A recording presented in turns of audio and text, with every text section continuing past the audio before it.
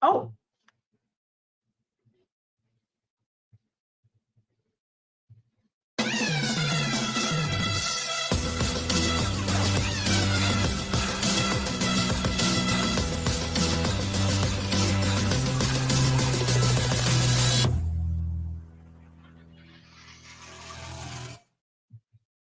welcome into NFL Kickoff Live. It's the best hour of football talk every single Friday. We'll go around the NFL, talk about every team and every game, and we'll get you local insight you can't get anywhere else, but right here at Locked On. I'm your host, Tanitra Batiste. Alongside me are Jarvis Davis and Kyle Krabs.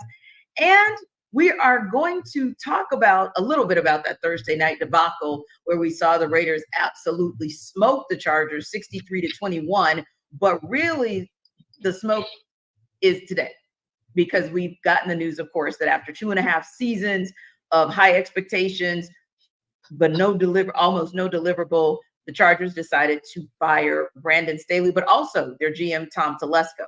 So Staley, of course, the Chargers were 24-24 under him, just that one playoff berth that we talked about pre-show in 2022 that also ended with them doing something that Chargers are going to charge her. 27-point blowout lead to the Jacksonville Jaguars. But again, owner Dean Spagnuolo said in a statement that Chargers fans, quote, deserve more. Kyle, what are your thoughts on this firing of Brandon Staley?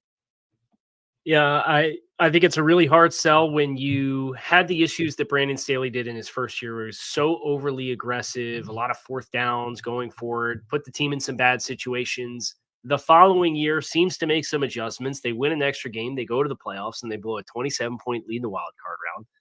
And then this team just completely falls flat on its face. And they've never ranked higher than in the low 20s defensively for a coach who's supposed to be a defensive-oriented coach. So I think you could see the writing on the wall the past month or so as the Chargers kind of fell off that push they had made to 500 through the first 2 months of the season. But hardly surprised in year 3 when the tenure for Brandon Staley has been what it is, and then you give up 63 points to a divisional rival. It's a tough sell to not make a change just because of the direction that things have been going.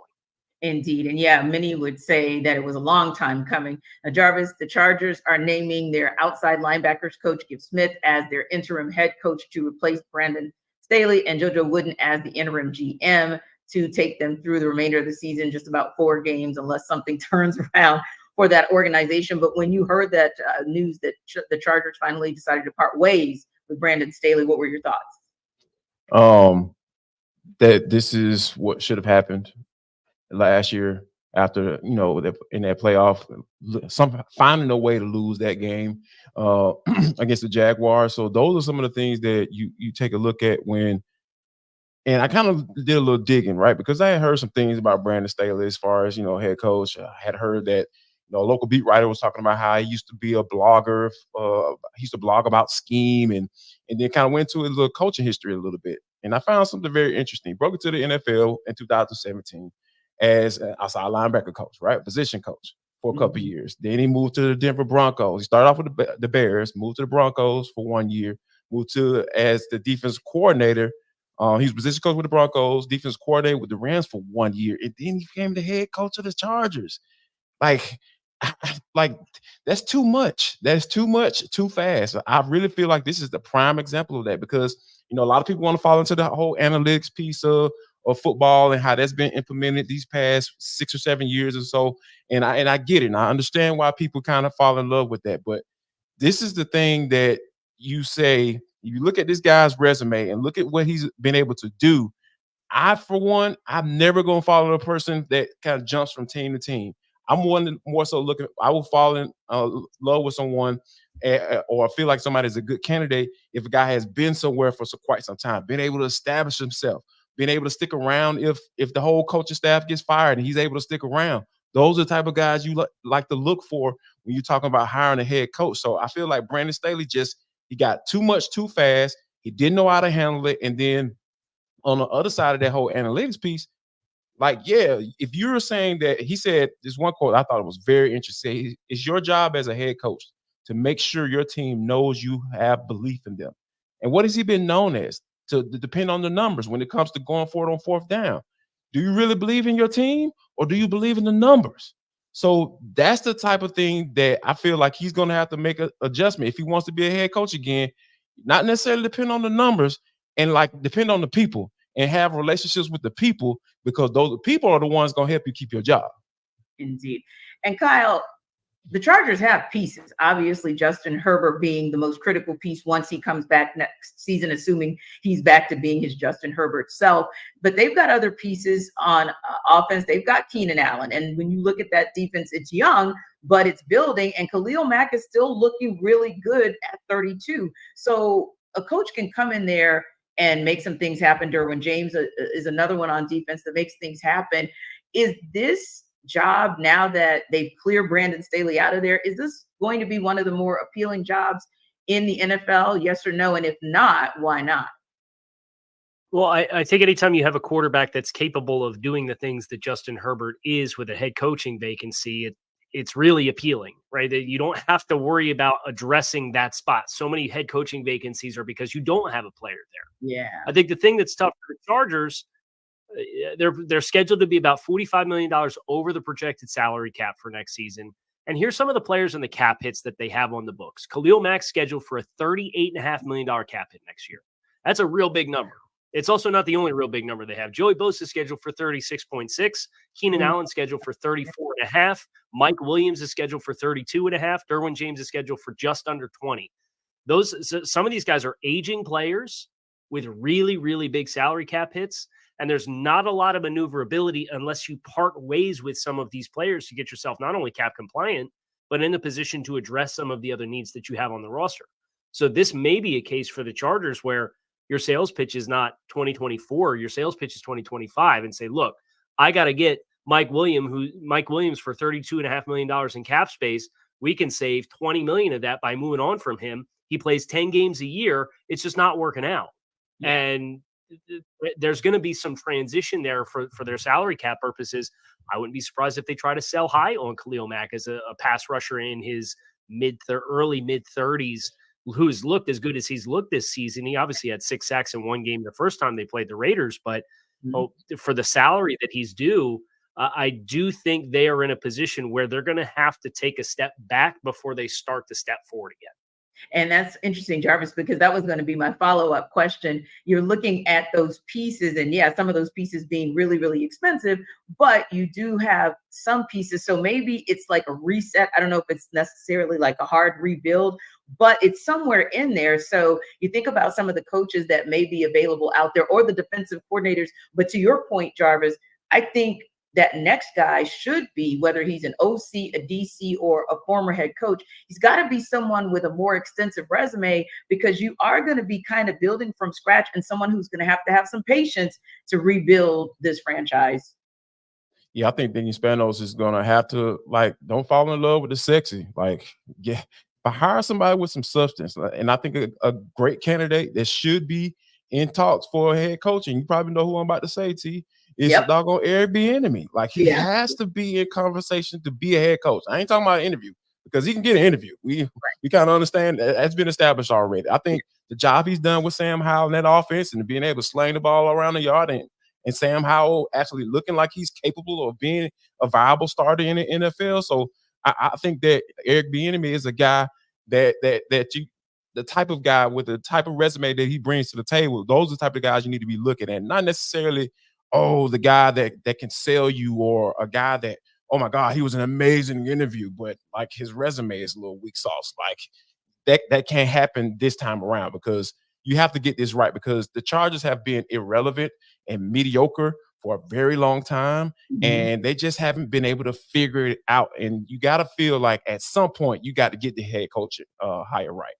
Yeah. And my guy is, I'm going to go in an area that's going to be Captain Obvious to you as well, and that's Raheem Morris.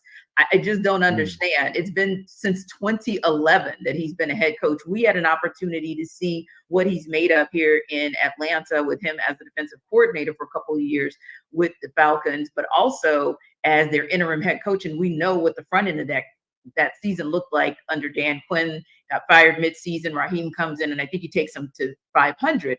And of course, has done a solid job with the Rams as well. He's also a candidate that I think would be viable and would be able to take some of those pieces and maybe work with them. And Kyle, one thing we know about Raheem as well, he's a teacher.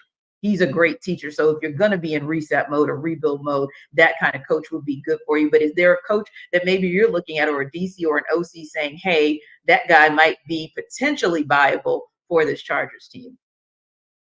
Yeah, I think the direction everybody's going to want to point is some offensive savant to squeeze as much as you can out of Justin Herbert. And look, Kellen Moore came in as the offensive coordinator this year and was supposed to really invigorate Justin Herbert and the passing game.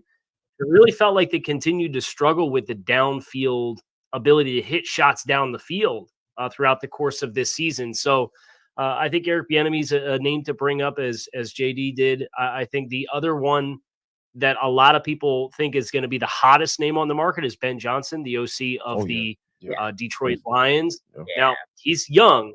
He's 37, so he's about the same age that Brandon Staley was when Brandon Staley got hired. But my favorite Ben Johnson stat versus Brandon Staley is he's been an assistant coach in the NFL for twice as long as Brandon Staley was before Brandon Staley got hired in the first place. So he's been an assistant coach at the NFL since 2012, whereas Brandon Staley really didn't get into coaching in Chicago as an assistant until 2017.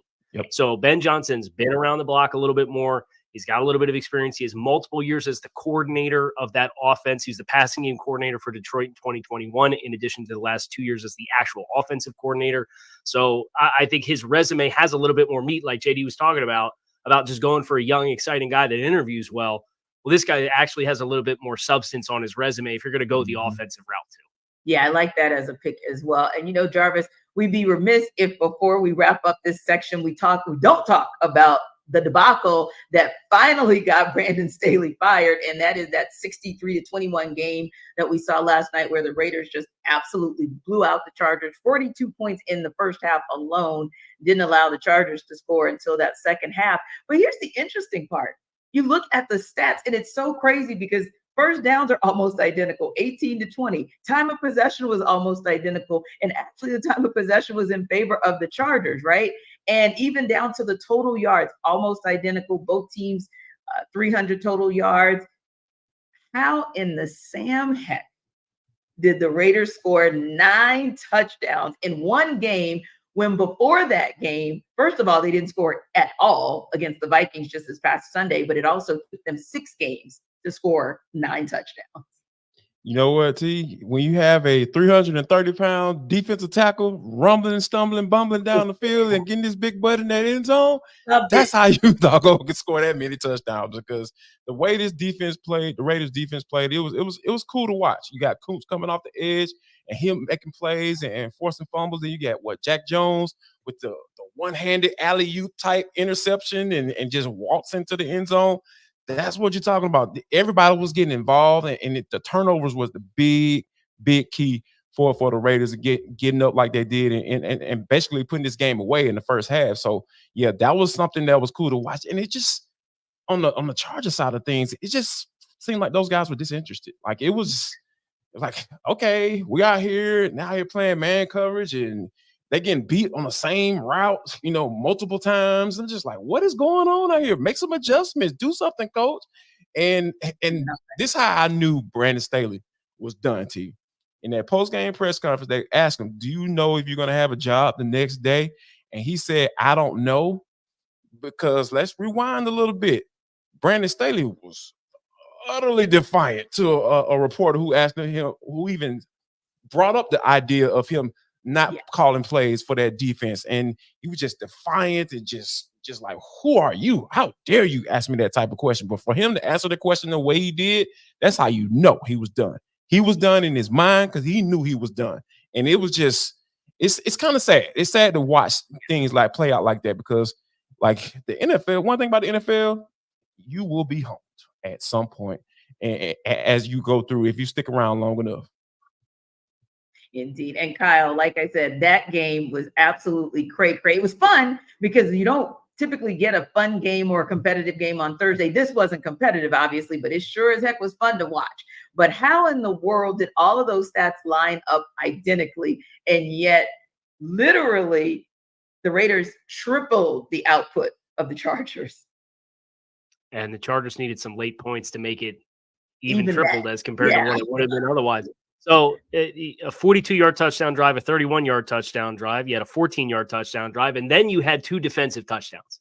So when you're starting on the plus side of the 50 or you're starting in the red zone that frequently, that's a first-class ticket to getting the kind of points that you do. But credit to the Raiders for finishing all of those drives. There's times where you may take over and have to kick field goals. And I know the saying is every possession that ends in a kick is a good possession, but maybe the Chargers should have aspired to end a few more possessions with kicks of their own, because the alternative is the 5 turnovers that they dropped on the field last night. So really sloppy play. Obviously, you sympathize with all the injuries that the Chargers have had, and obviously Justin Herbert didn't suit up for this game, and his season is over. But they get a lot bigger picture questions to ask, and I love what JD said, because there was little question in Brandon Staley's mind who was calling the plays the rest of the way.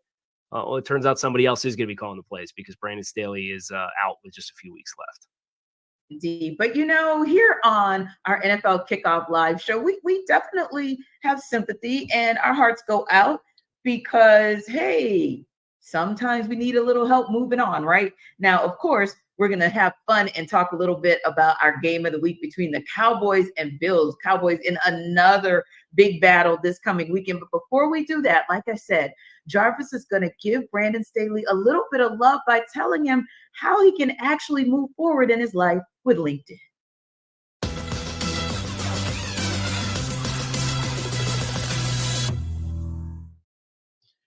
All right, Brandon Staley, listen up. I got something for you, man. Let's kick off this unemployment doggone line thing you got going on right now. You want to order some chips, some dips, nachos, everything you need to make your own nachos on DoorDash and get it all delivered because you're gonna have a lot of time to watch games. So when you sit back at home, right, I need you to go to DoorDash and kick back and kick off with these unbeatable deals on everything you need for the watch party or tailgate. I'm telling you guys, join Brandon Staley on the party, man. We're trying to eat good and watch some football. Because here's what we got for you. For the new customers, on your first order. Yeah, there we go. First order, get 50% off up to $10 value when you spend $15 or more on your first order. When you download the DoorDash app and enter code LOCK23. That's code LOCK23. That's 50% off up to a $10 value when you spend $15 or more on your first order when you download the DoorDash app and enter code LOCK23. I'm telling you guys, I'm talking about wings. All your favorite restaurants from retail to grocery are on the app. So you can shop everything you need to get game day ready. So go to download the DoorDash app and enter code LOCK23. Subject to change. Terms apply.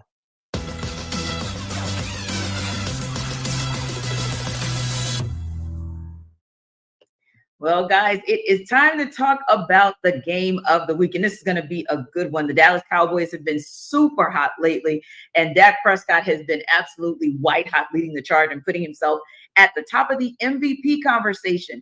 Now, where can things go wrong for the Cowboys against the Buffalo Bills? Well, Marcus Mosher joins us. The Locked On Bills host, Joe Marino, will join us as well to break this game down.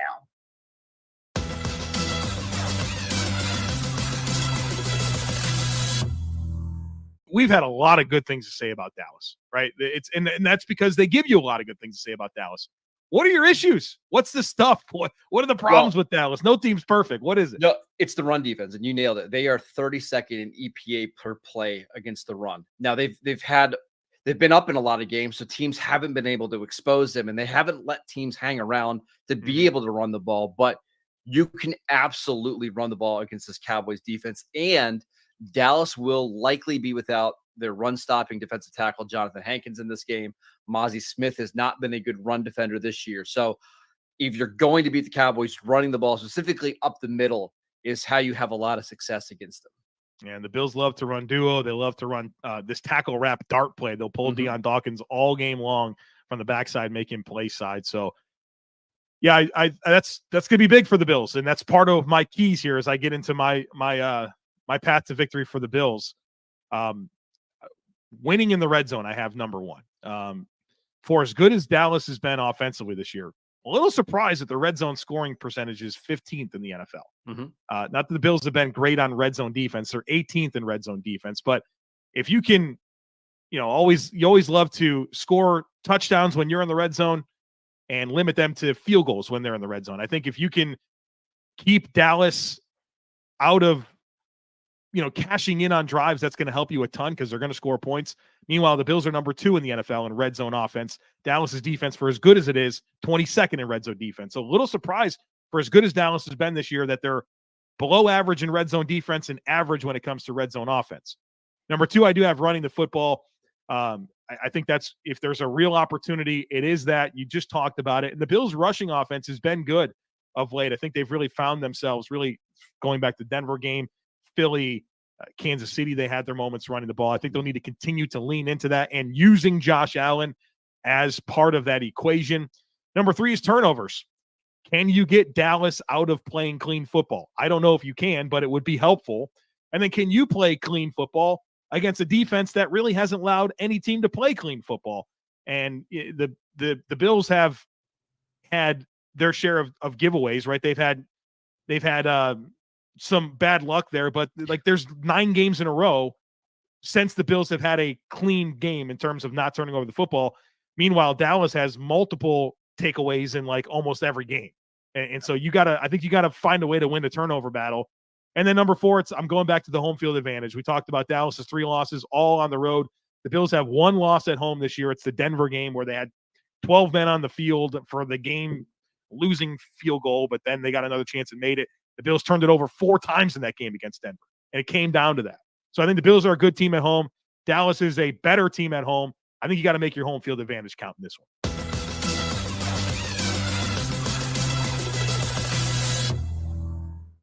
Jarvis Joe was nice. He said that the Bills were a turnover machine. No, that guy under center is a turnover machine for them, and that might be one of the paths to the Cowboys winning this game. But also I wanted to point out something that he talked about, and both guys agreed, and that is that you can take advantage of the run defense that the Cowboys have. And James Cook is having himself quite a nice season. 163 carries, 789 yards, and 4.8 average for yards per carry. So what for you is the ultimate path for the Bills to get this win? Don't make Josh Allen think like he has to do it all on his own, because I feel like, I know some people don't like to make comparisons between quarterbacks, but I feel like this one is a good one for me because, Cam Newton has been in the news for a little bit, but I think just from a mindset standpoint, I think Josh has some similarities between those two, especially physically, and not only just how they play their game. And I feel like, Cam talked about how when it takes him to get to a different level, he understood that, hey, I don't have to make the play. I can put the ball in other people's hands and they can get 20 and 30 yards. I feel like Josh Allen can do that too. And it can be as simple as turning around and handing the ball off to James Cook, because we understand what James Cook brings to the table. And I've been wondering for so long, like, why aren't they getting this dude the football? Because we saw his talent down there at UGA. So we understand what he brings to the table. So I feel like if they can get Josh Allen to a point where, hey, put the ball in somebody else's hands and he can trust them to make those plays for them, i.e. just turn around and hand the football off, I feel like the Bills be in good shape. And Kyle, you can't maybe argue that there's any team in the National Football League that's hotter than the Cowboys. And so they're going to take their show on the road, but that's the place where, no pun intended, they kind of go cold. So how can the Cowboys maybe get a win on the road and kind of keep that white hot play coming, especially from Dak Prescott? I think the thing to bear in mind is, this is a team that thrives so much on turnovers. The 3 losses they've had this season, they've only manufactured 1 turnover in those 3 games combined. They didn't get any turnovers against Arizona early in the season when they got upset in that game. They couldn't turn the ball over against Philadelphia the first time that they played them. And they got 1 turnover on the road at San Francisco when they lost by 32 points and had like 180 yards of offense. So they have to get a short field. We just got done talking about it with the game that happened last night. Short fields off turnovers and getting extra possessions. Yeah. Dallas is so opportunistic with this Dan Quinn defense, and obviously Deron Bland. He's already set the NFL record for pick sixes in a single season, and they have a ton of turnovers. That for me is you have to help the offense out and get some momentum, because I've been to Orchard Park. I've been to a game there, and it is they get rowdy there. So you have to get some kind of spark to help the team play a balanced, complementary game, because Buffalo, they're in the midst. Their feet are on the fire, right? They dug themselves a hole early this season. They're trying to dig themselves out. They smell blood in the water after the win that they logged last week against Kansas City in Arrowhead. They got games against the Chargers, which are an absolute train wreck. And then they've got the Patriots the week after that, after this game. So they know what's at stake. They can go on a little bit of a run here and save this season that looked like it was so far off the rails.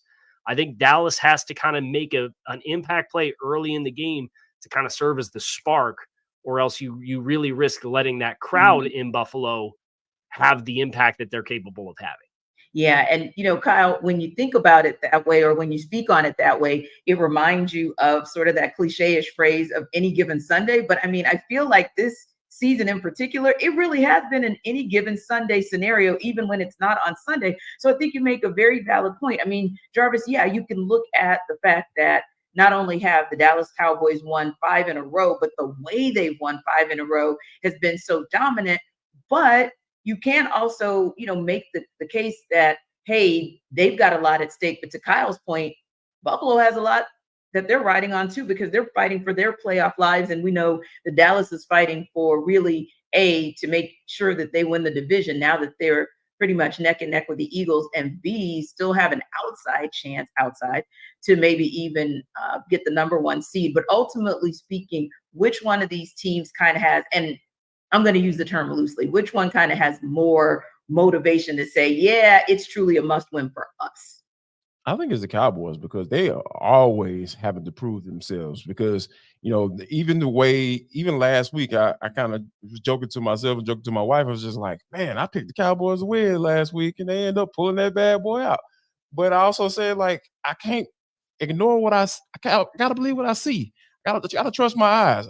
What I see, this offense, the way Dak has been cooking, because this team was built for this offense to put up points and the defense to rush. Because at the end of the day, a lot of times, like, Michael Parsons don't care about getting no run stops. That man wants to sack the quarterback. DeMarcus Lawrence wants to sack the quarterback. They want to put the quarterback on the ground and terrorize him. You know how you do that? When you have a lead, and teams have to throw the football. So I think, like, and it's just been a perfect marriage. It's been a marriage made in heaven, because it's been kind of weird about how this team has been, because we just haven't been able to trust Cowboys in big games. So I think this is another week where the Cowboys say, you know what? We have to go out and prove ourselves. We have to go on the road. We know how we play really well at home. We understand that. Now we have to go on the road and spank a team that's desperate, because we know what Sean McDermott is up against. And we know how much they needed that win against the Chiefs in Arrowhead. So I feel like this is a game where the Cowboys saying, hey, guys, we got to go out here. Mike McCarthy saying we have to prove ourselves. We have to go on the road and do it and win another big game. Yeah. And, KC, when you kind of look at it from the Bills' perspective, you could look at it as a must-win as well. And I agree with you, Jarvis, by the way, that the Cowboys, they could be the more must-win team, because everybody's on each other's heels at the top of the NFC, right? But then, Kyle, you also have a clusterfuffle of teams, and we know the 6 and 7 cluster that is the NFC. But you've got some teams kind of clustered up there as well in the AFC. So is this a must-win for the Bills too? Just as much, if not more? Yeah, and you look at that cluster of teams and who's in it. Yep. The Bengals are in it, and the Bills lost that game head-to-head. And the Broncos are in it, and the Bills lost that game head-to-head. The Jaguars, potentially, after their 2-game losing streak, they're looking at a couple teams a game behind them in the AFC South. They're only 8-5. They're only a game out in front. Buffalo lost that game head-to-head. So they do not have a lot of leverage in the way of tiebreakers for that cluster of teams.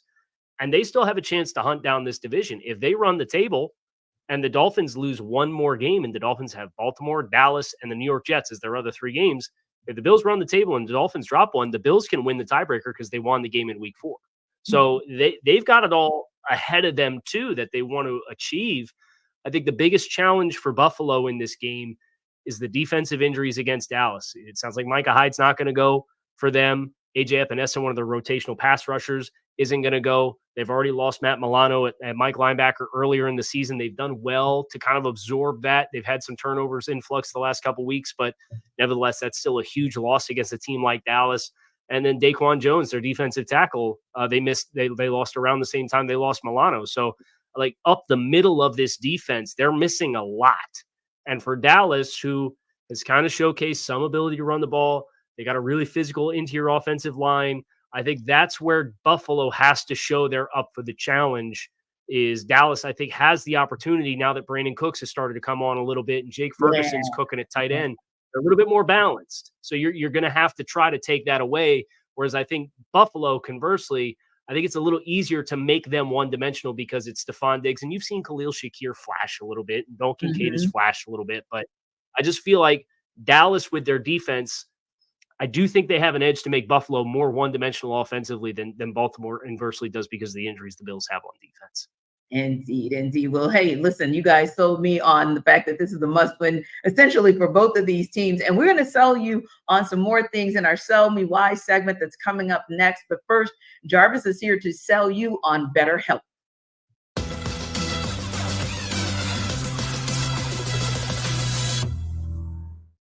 This episode, how you doing, guys? Jarvis Davis here for BetterHelp. This episode of the NFL Kickoff Live Show is brought to you by BetterHelp. Now, the holidays are coming up, guys, and you know how that is sometimes. Whether or not you lost loved ones or you get a little lonely on the holiday season, whether or not your family gives during the holidays, you get to find how you give to yourself, and BetterHelp can help you do that, guys, because therapy is something that has been a lot of people have been not willing to talk about it publicly, but that's not necessarily the case today. You need therapy, guys. I know myself. I like to talk to people. I need to be able to talk to someone about my issues and be vulnerable and open and talking about those things. So BetterHelp can help you do that. So whether it's by starting therapy, going easier on yourself during the tough moments, or treating yourself to a day of complete rest, remember to give yourself some love this holiday season, and BetterHelp is going to be able to do that. So guys, go to BetterHelp and check them out and make sure you take care of yourself during the holiday season.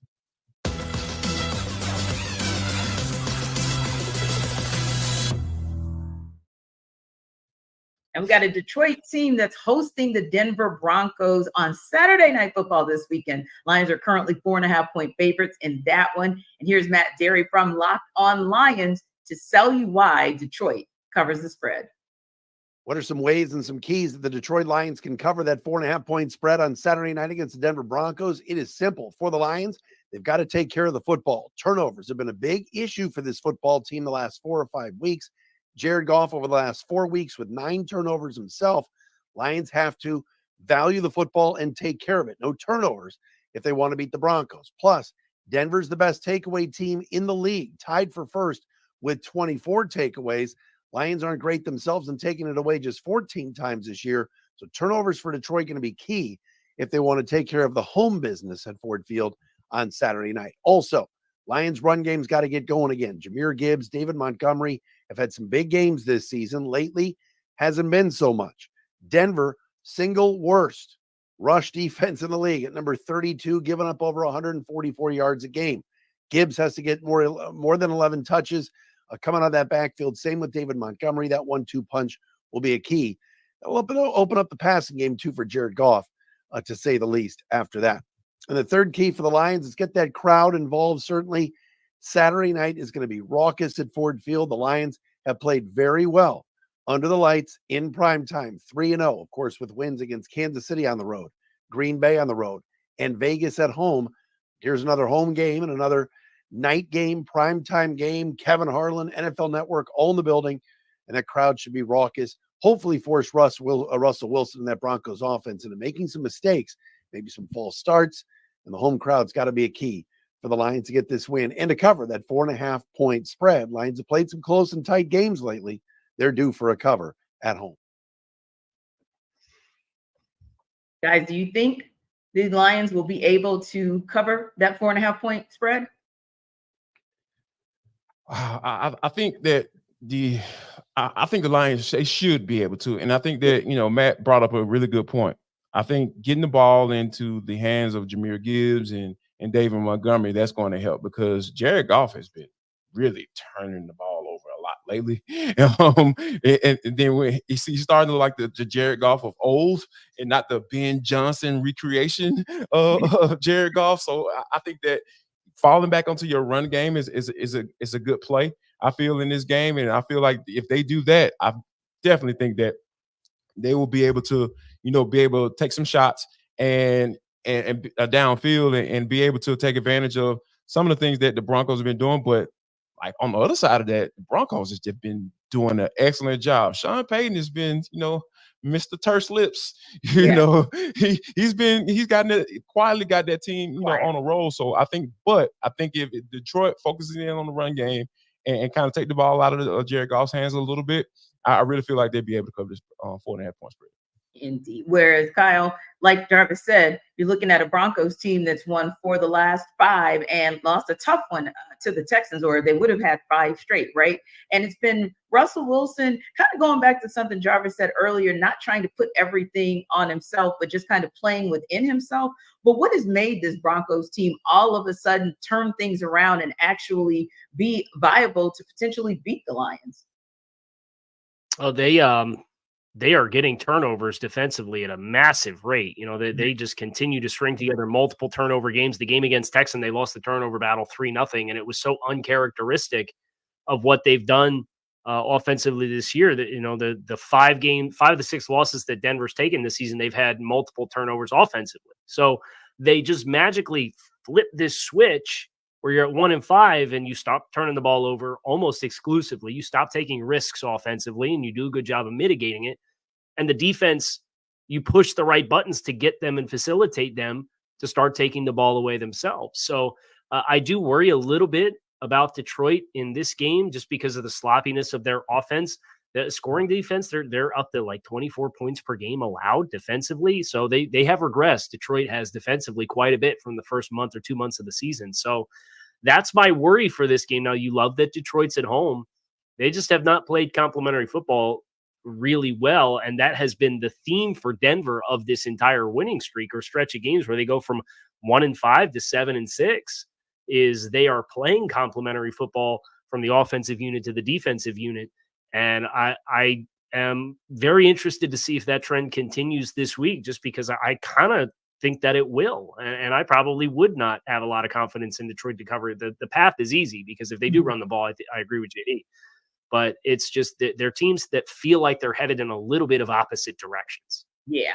And you've got 2 teams. It's very interesting because I would say with the Tampa Bay Buccaneers, who are heading to Green Bay has been for the most part trending up, right? And so that's been a positive thing. Of course, lost Monday Night Football, but ultimately have been trending up. Tampa Bay, well, Jarvis we can tell it better than anybody that Tampa Bay is going to Tampa Bay like everybody else in the NFC South. So this should be an interesting game to kind of watch, KC. But ultimately speaking, it's an early window on Sunday, and James Yarko is actually going to sell us on why the Bucs can cover as 3.5 point underdogs. He is our Locked On Bucs guy, and he will tell you how. James Yarko here from the Locked On Bucs podcast, telling you why the Buccaneers are going to cover the spread in this one and what they have to do to get there. It's pretty simple. The Bucs have covered in 6 of their last 7 road games, but lately a big reason for their success the last 2 weeks against the Panthers and the Falcons, and why the game was so close in Indianapolis, has been the rushing attack. Each week, the Buccaneers have increased their season-high rushing output, going for 125 against the Colts, 128 against the Panthers, and then 148 against a very stout Falcons rush defense. Rachaad White has gone for 100 yards or more in 2 of the last 3 games, and now they get to face a Green Bay defense that is allowing over 140 rushing yards a game, including over 200 against the New York Giants on Monday. The Buccaneers offensive line has started to find a groove in the run blocking scheme, and Rachaad White is really starting to come on strong late in the season. So the recipe is simple.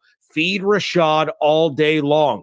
Give him carries, run through the air with the little 1 and 2 yard dump off passes that he can take to the house like he showed against the Falcons. It is going to be a heavy running attack for the Tampa Bay Buccaneers, because that is going to be the way that they beat the Green Bay Packers in Lambeau. Not just covering the spread, but the Bucs can get a win if they stick to giving the ball to Rachaad White.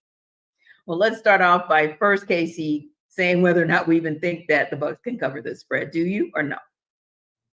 Yeah, I see the pathway. It's obviously tough when you're a warm weather team and you got to go up north and play late in the season in these outdoor environments. So I think that's a little bit of a worry where, if they're going to have the success that they've had with the physicality in the run game, it's a little bit of an adjustment to do it up there as compared to where you've been practicing all week long. But I would say, Green Bay's given up more than 200 rushing yards defensively in 4 of their games this season across the first 13 that they've played. So they've been susceptible all season long if teams are committed to it. I think that's the pathway. I would be inclined to think that Green Bay does win the game. I think it will be close. I can see Tampa Bay certainly covering. But I think James got this one on the nose as far as what the pathway looks like for them to do it. Yeah, and Jarvis, they're actually going to luck out because Sunday the high will be 41 in Green Bay. So they might get a little semblance of a feel of that down south and how they play down south. But want to go back to Green Bay as well. Like we said, they have, for the most part, been playing some really solid football. Had just a little hiccup there, but for the most part have been playing solid. What's their path to getting a win? I think it has to be Jordan Love's play. I think that this team has been constructed for him. If he plays well, they have a really good chance of winning this football game. And I think that a lot of people wanting to jump on the bandwagon when it got out to a hot start, and then he started turning the football over. You start seeing him look like a young quarterback that's making his first start in the NFL or his first season as a starter. So I think that with his play and how he's being able to spread the football around, because they had Christian Watson was out last week, and you still seeing they were still able to have some success throwing the football. So I think that him being able to spread the football around, and I think Matt LaFleur has been, got to give him credit too, but as far from a play calling standpoint and game planning, they have been able to find ways to get the ball in the hands of their playmakers, which includes Jordan Love, and also getting A.J. Dillon involved as well. So I think that this Green Bay team, if they're going to get this win, which I feel like they can, because I don't trust the Tampa Bay Buccaneers. I saw that team last week, in person, when they had 85 total yards in the first half of the game. Like, oh, let's see if we can run the football. Dave Canales said, let's run it now since we can't throw it. And they were able to have some success. So I think that right now, this Green Bay team, they have built this team to be in that success. It also all depends on whether or not Jordan Love can be hold on to the football and be able to distribute that bad boy in a way where they're moving their football up and down the field. And I think that they can do that.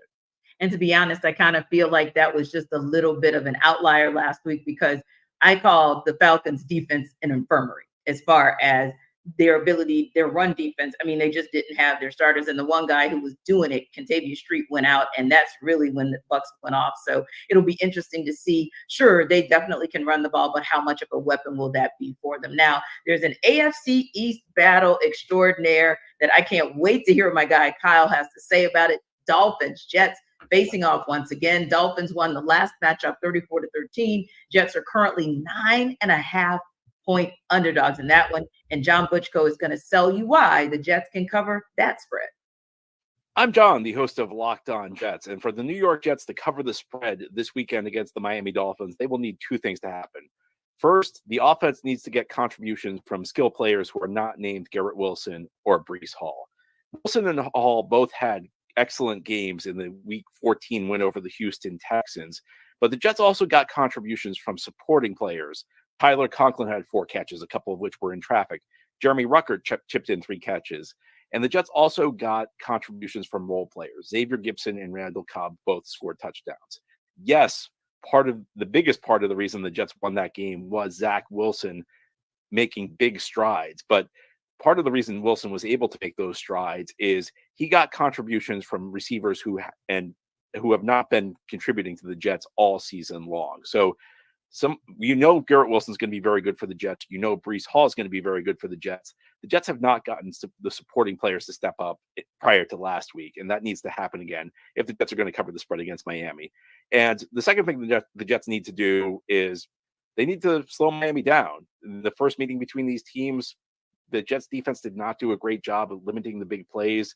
Tyreek Hill had a couple of big catches against DJ Reed. Jets need to do a better job limiting Miami's explosive plays. They should have an advantage in this game because the Miami offensive line is banged up. It's an opportunity for Quinn Williams and some of the other interior defensive linemen to generate pressure on Tua Tagovailoa, also potentially shut down the Miami run game. There's a real opportunity. If the Jets are going to cover the spread, it needs to be ugly. It needs to be a game that's not particularly pretty. It needs to be a game that doesn't have a lot of offense.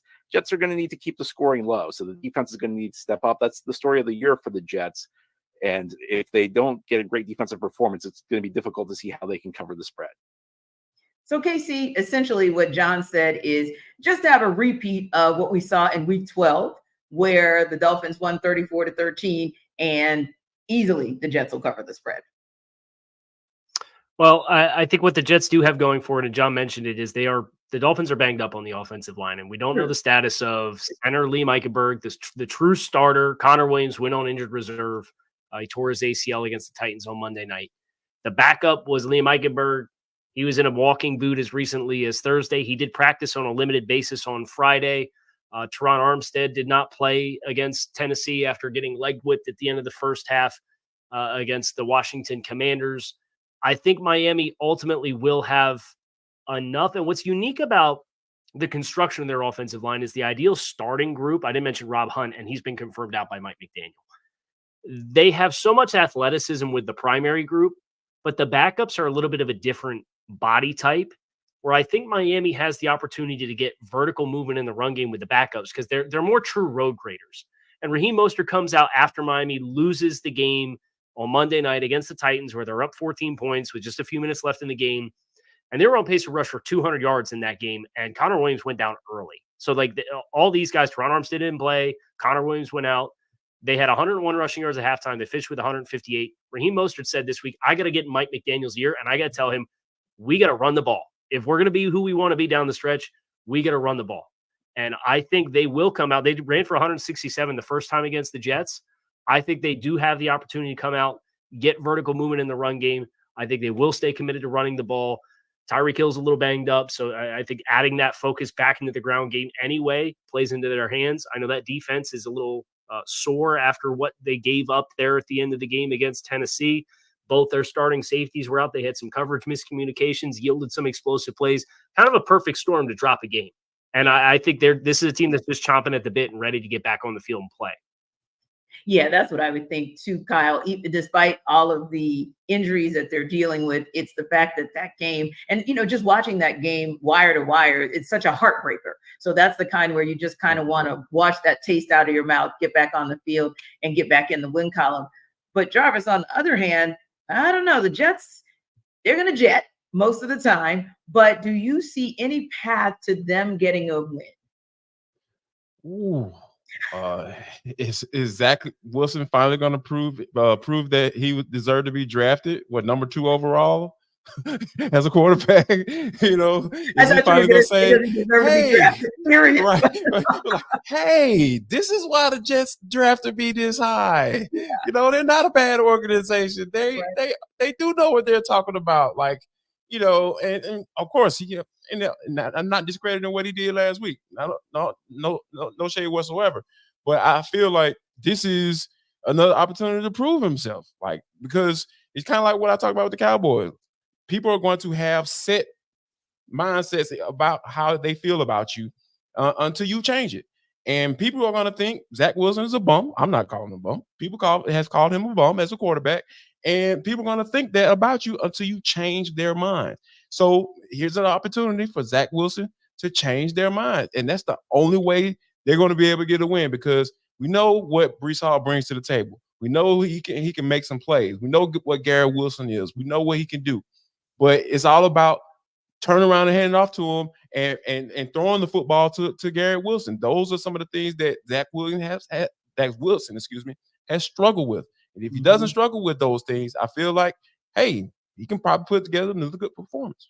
Yeah, if he's that Zach Wilson that you saw against the Texans with 27 completions on 36 attempts, 301 yards, and a couple touchdowns, then yeah, the Jets might have a puncher's chance. Now, we got a can't miss game on another team that is looking to bounce back next week. We'll talk about that in a minute. But before we do that, we're going to talk about LinkedIn.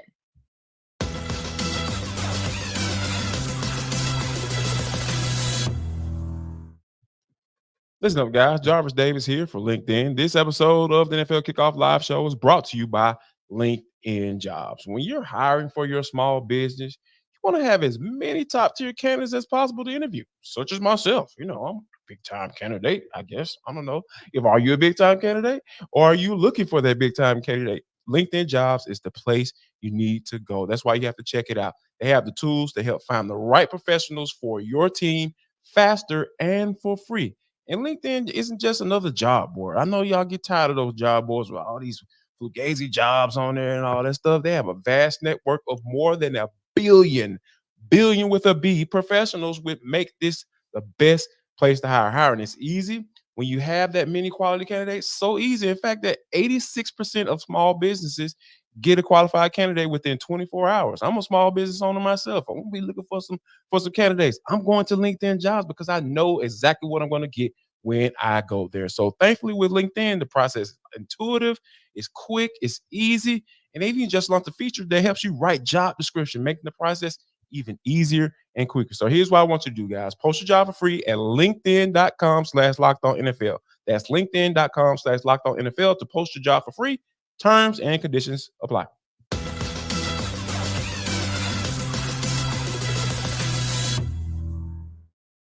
Guys, we got another can't miss game that has the Eagles in that tagline. Of course, they need a bounce back week. And we say need because we've seen what they've looked like against the 49ers, against the Cowboys.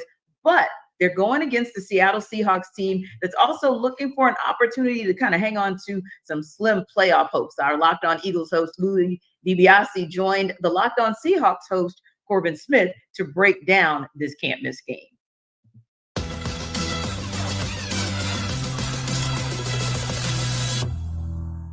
I don't know about you, Louis.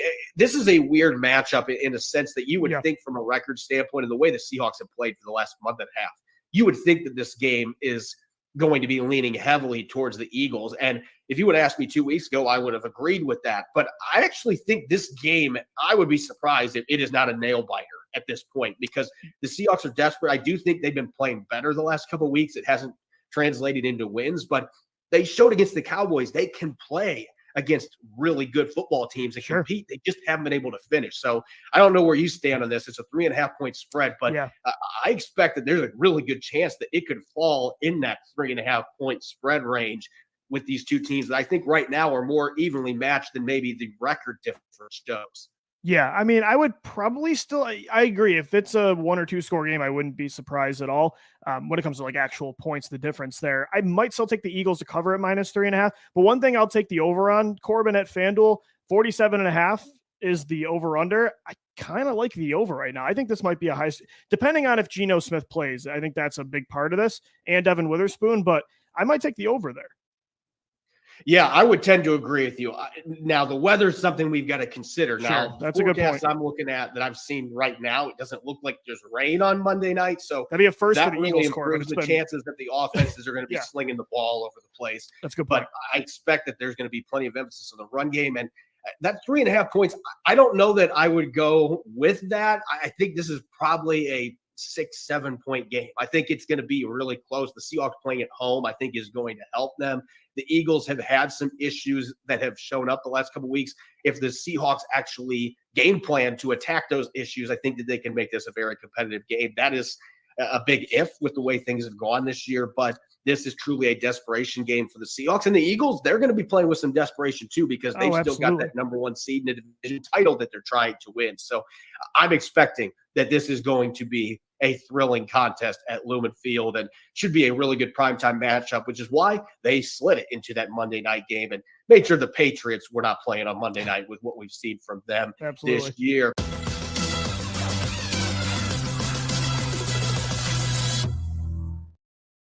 You know, when we look back at just a couple weeks ago, this Eagles team, JD, looked unstoppable. They looked like they were that the number one seed in the NFC was locked up, and that we were destined to see them try to get over the hump and get back to the Super Bowl and actually win it. And then all of a sudden, it was like crash and burn, first against the 49ers, then against Dallas.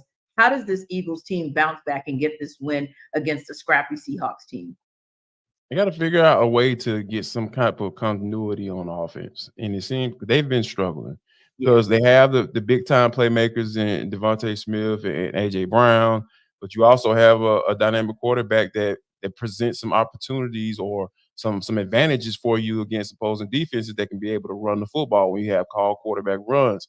And also you have a guy, you know, in your backfield, you know, that you can turn around and hand the ball off too. So I feel like they have to find some type of continuity because, you know, Eagles fans were even calling for them to hire Frank Reich so he can get the offense right. And I'm just like, no, they need to figure it out. You know, they need to figure out what they got going on right now because they have been able to win games. Like we're not talking about a team, you know, that's under 500. This team is 10-3.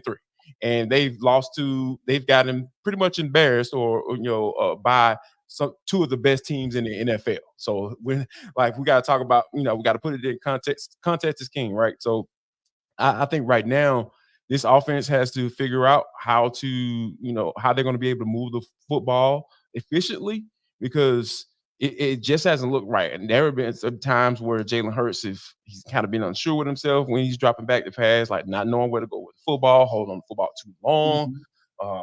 That has been, I'm sure his offensive line has been mad at him at times throughout this season. So I think that it's a matter of getting back on track and getting this offense to a space where they look efficient. And I think that's just as simple as, you know, I know it may sound like a broken record, but running the football does that, you know, and taking advantage of from a number standpoint and running your quarterback, that helps as well. So all of those things come into play. I feel like that could be a recipe for success for the Eagles going forward. And Casey, Jarvis is right. This is not a 500 team, except it's been a 500 team since the bye week. 2 wins, 2 losses. And really, honestly, they eked by with that win against Buffalo, if we're being honest. Buffalo kind of beat themselves, if you will. So how does this Eagles team, and they've been banged up, you know, give them credit. Lane Johnson has been injured, and that's been a big challenge for them. But ultimately, how does this team get back on track, especially because they're going to be on the road against the Seattle Seahawks? Yeah, I'm hearing us talk about hiring Frank Reich and fixing the offense, and things aren't perfect there. I think they need to be a little bit more balanced and run the ball and not have DeAndre Swift get in the second half of games with 3-4 targets. But Frank Reich ain't going to fix his run defense. Since the bye week, the Eagles are giving up 156 yards a game. They have given up over the last 3 games 109 points defensively. You want to know what's wrong with Philadelphia? It ain't the offensive side of the ball. There's highs and lows. There's ebbs and flows. This defense has not been as advertised. The last 3 games in particular, Buffalo, San Francisco, and Dallas have rung up a ton of points, a ton of yards on the ground. Philly has 2 turnovers in those 3 games combined versus they've given the ball away 5 times. That, for me, is the key. You got all these first-round picks invested in your offensive line, in your defensive line, the studs that you have on that defensive line with Jordan Davis and Jalen Carter, and you got Josh Sweat, who's a really nice hit for you guys, and Hassan Reddick, as dominant as he's capable of being at times. Right. You got to own the line of scrimmage. And a team like Seattle, yeah, they're at a really ugly 4-game skid of their own, but they are in their DNA. They're a team that wants to run the ball. So you have to be ready to meet that opportunity. If you're Philadelphia defensively, forget about the offensive issues. They'll figure themselves out. You got enough impact players over there, but you got some young guys over on the defensive side of the ball. I'm really concerned about the linebacker core. They brought in Shaq Leonard for a reason. That front seven's got to own the moment. If you're going to get this 2-game losing skid off the schneid and you're going to go out west, you're going to win this football game. And honestly, Casey, I'm also concerned, not as concerned, but as concerned, like you said, is with the defensive front, but also that secondary has been torched. You went out and you got Kevin Byard from the Titans so that he could shore up that secondary. You went out and got Darius Slay last season so that he could be a piece for you. And I've seen a number of explosive plays in this quote unquote 500 run that they've had since that bye week. So yeah, they've got some things to shore up. A lot of people are talking about the offense and how they're not producing, but ultimately speaking, you've got to get something out of them for the defense as well. I'm going to give you guys just a quick second to tell me about one game that you are watching this weekend. Jarvis, real quick, who you got your eye on? Oh, you know what game I'm watching. I have to have my eyes on this Falcons-Panthers game. If the Falcons aren't able to go and get a win on the road against a 1-12 team that just fired their coach and people are running to the owner, texting him and telling on folks, this your season is over with, and I think it's time to talk about some job statuses. Indeed. Casey, which game is it for you? I'm going to cheat. I'm a double dip. Saturday afternoon's got Steelers, Colts, 2 7-6 teams trying to stay in the running for the AFC wildcard race. And then Sunday night football is Baltimore at Jacksonville. Jacksonville's lost the last 2 games. Baltimore currently sitting in the 1 seed. Jaguars trying to hold on to that lead in the AFC South. There's a lot at stake there. So there's this AFC playoff race is going to be coming down to it. It's going to get wild and crazy. And those are 2 games that I'm looking at to have a lot of leverage on the line. Well, have fun for me Saturday because I can't watch. I'll be on the couch Saturday looking away, but Sunday definitely some intriguing matchups as well. Listen, we appreciate you guys as always for stopping by NFL Kickoff Live. We will see you same time next week.